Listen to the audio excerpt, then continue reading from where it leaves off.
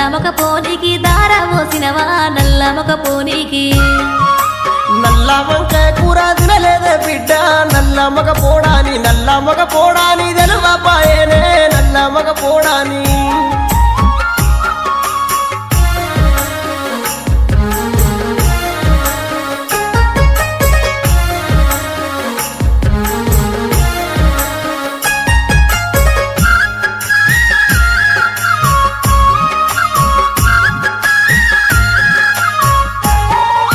పచ్చి చేపల కూర తిన్నావా తండ్రి పడువడ్డ కొంపలకు